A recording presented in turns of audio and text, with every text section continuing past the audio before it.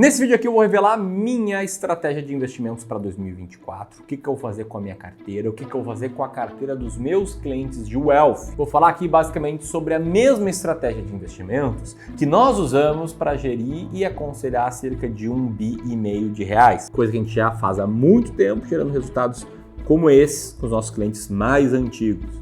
Um resultado superior ao CDI, uma melhor relação de risco e retorno, ainda mais tendo muita clareza de onde investir, de onde colocar o dinheiro. Enfim, eu vou te contar como eu cheguei nessa estratégia de investimentos, vou te mostrar duas coisas para evitar a todo custo, mas que infelizmente eu vejo muitos investidores não evitando, ou erros que eu vejo eles cometendo. Vou te mostrar o único caminho para eu saber sempre o que comprar e o que vender, e qual é o processo de 10 passos para você desenhar uma estratégia feita sob medida para ti. Se parece interessante, deixa o dedo no like. Se você é clubista, você vai deixar. Se você está me conhecendo agora, se inscreve aqui no canal, clica no sininho e vira agora mesmo clubista.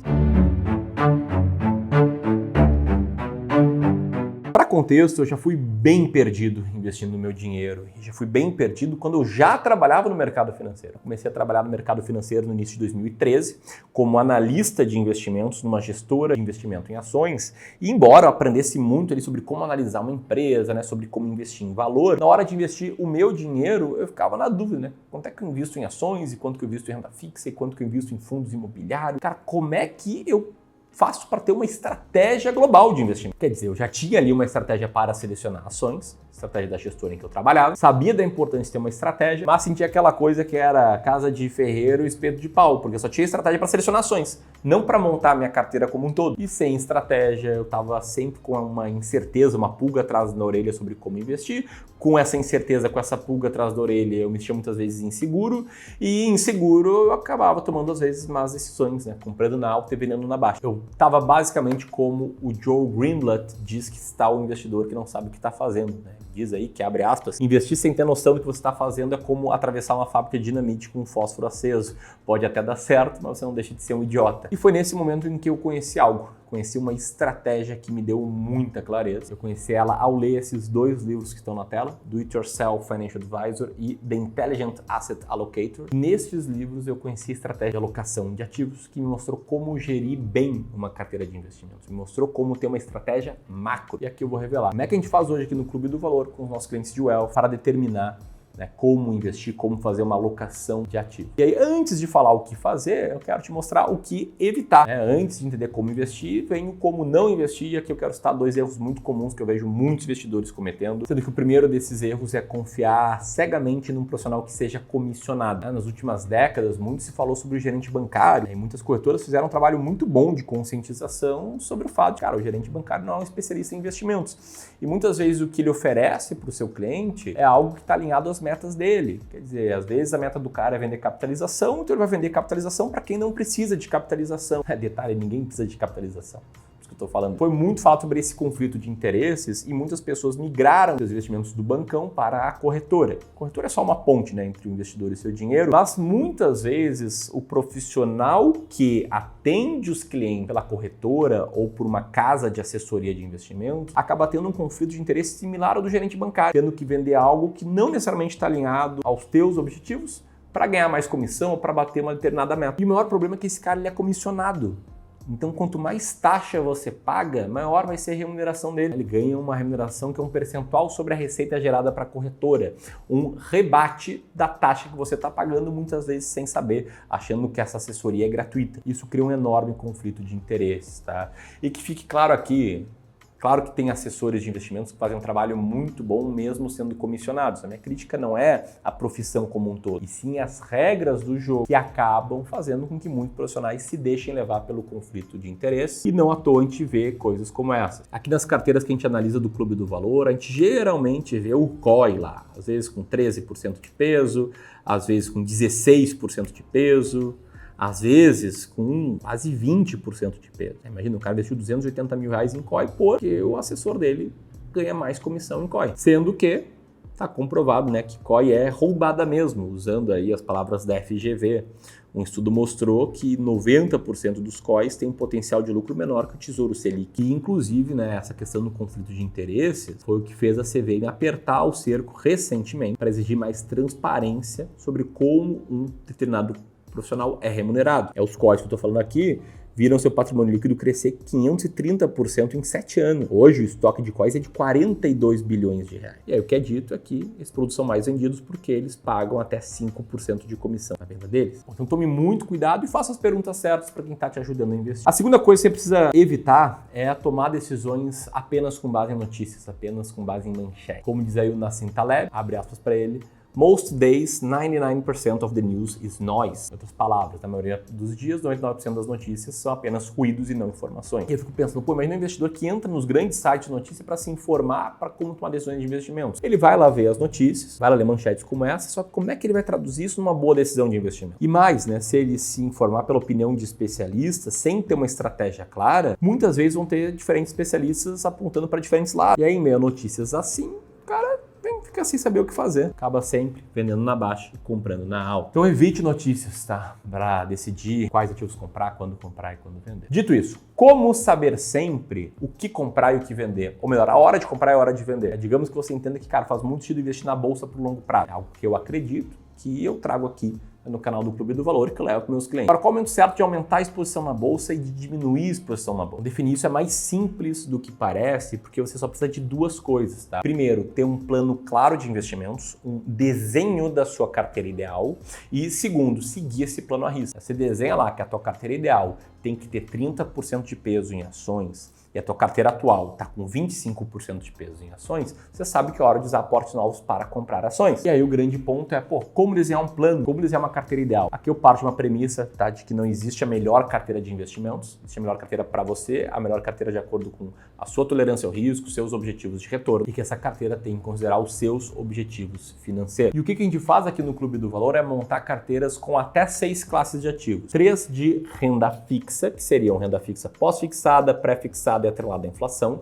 Com um mix bem feito dessas 3 classes de ativos, você consegue se proteger da inflação, garantir um potencial de retorno mais alto em períodos de inflação mais baixa e preservar uma parte relevante do seu capital. Nós também gostamos das 3 classes de renda variável: ações brasileiras, norte-americanas e fundos imobiliários, representando investimento em negócios no Brasil, em negócios no exterior e em imóveis. De novo, né, a ideia é montar uma carteira ideal, como por exemplo essa aqui, sabendo de qual a carteira ideal. Quando você olhar para a sua carteira, você vai bater exatamente no que você deve comprar e no que eventualmente você deve vender. Nesse caso aqui, você até deveria vender um pouco de ações brasileiras para comprar ações norte-americanas. Então esse processo aqui é muito importante e o que eu acabei de mostrar, o que está na tela agora, é o que é chamado de rebalanceamento. Trazer tua carteira do jeito que ela está hoje, de volta para a sua alocação ideal. E aí, quando a gente fala de rebalanceamento, tem um ponto essencial de trazer aqui, tá? 2 perguntas que eu geralmente recebo. A primeira, Ramiro, eu posso fazer o rebalanceamento com aportes? Quer dizer, porra, eu não gosto de vender ativo. Eu posso, em vez de vender ações brasileiras, no exemplo que tu mostrou, usar dinheiro novo, fazer novos investimentos para comprar ações norte-americanas? A resposta é sim. E outra pergunta é, Ramiro, eu posso não fazer porque me ensinaram que patrimônio não se gira, só se acumula? Ou pode ensinar, no maior respeito a quem ensina isso, tem muita gente boa que ensina isso, mas eu particularmente prefiro não. Prefiro que você siga o plano à risca e não deixe de fazer o rebalanceamento. Por quê? Uma carteira meio a meio, ações Brasil e norte-americanas, sem rebalanceamento, teria tido uma performance pior no longo prazo. Essa é a linha vermelha nesse gráfico, sendo que as linhas verde e azul, elas andam quase juntas, que mostrariam aí o rebalanceamento mensal ou trimestral, ou seja, dá quase no mesmo. O importante é fazer o rebalanceamento de tempos em tempos. Bom, entendida a estratégia, qual é o passo a passo para desenhar minha carteira ideal e como fazer para selecionar esses ativos? Vou te explicar isso ainda aqui nesse vídeo. Você quer se aprofundar na estratégia de alocação de ativos e quer entender como montar uma boa carteira para 2024, uma carteira feita sob medida para ti, para preservar o teu patrimônio e aumentar o potencial de retorno dele, então você precisa participar de uma live que eu vou fazer no terceiro dia, 3 de janeiro. Vai ser em formato de live essa aula, porque para eu ter espaço para me aprofundar, para falar contigo ao vivo, para ir muito além do que um rápido vídeo no YouTube. Tenho certeza que você vai sair dessa aula tendo muita clareza sobre o que fazer para multiplicar e também preservar o seu patrimônio. A inscrição nessa aula é totalmente gratuita, só apertar neste botão aqui e no primeiro link na descrição, beleza? Ponto muito importante que eu não vou vender nenhum curso ao final dessa aula, beleza? Alinhados nisso, vamos lá para o passo a passo para você montar a tua alocação de ativo ideal feita sob medida para ti. São 10 passos, vou passar aqui rapidamente por ele. Como eu acredito que tudo começa pelos seus objetivos financeiros, a gente tem 2 passos que nem são de investimentos aqui no início, tá? O primeiro deles é definir a importância do dinheiro para ti, que é um exercício para que você entenda como o dinheiro pode financiar uma vida mais feliz, com mais liberdade, com melhores relacionamentos, com as coisas que você mais valoriza. E o segundo passo é, com base nessa noção de por que o dinheiro importa na sua vida, você traçar e validar diferentes objetivos financeiros, determinar o que você quer conquistar, que o dinheiro te ajuda a conquistar. É ter um imóvel próprio, é ter um patrimônio, sei lá, de 2 milhões para conquistar a liberdade financeira, é poder viajar 3 vezes por ano, enfim.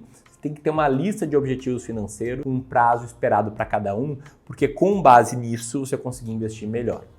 Dito isso, você precisa também entender como o mercado financeiro realmente funciona. E os passos por você entender sobre os conflitos de interesse, coisa que eu falei aqui nesse vídeo. E os passos por você ter expectativas adequadas, não achar que vai enriquecer rápido, não cair no jogo do tigrinho, nesse tipo de coisa. Você compreender que investir bem é muito importante, mas também é muito importante fazer aportes, fazer novos investimentos. Para tendo entendido isso, você passar a ter uma noção de onde você está investindo. Então, se você vai investir em tesouro pré-fixado, você tem que entender como é que funciona o tesouro pré-fixado. Tem que entender a relação entre preço e taxa do título. Você vai investir em ações brasileiras, tem que entender que é muito arriscado investir em uma, duas ou só 3 ações, que o ideal é ter 20 diferentes ações. Se vai investir em ações norte-americanas, tem que entender que no passado essa classe de títulos já empatou por 10 anos. Enfim, tem que ter uma noção do jogo que você está jogando.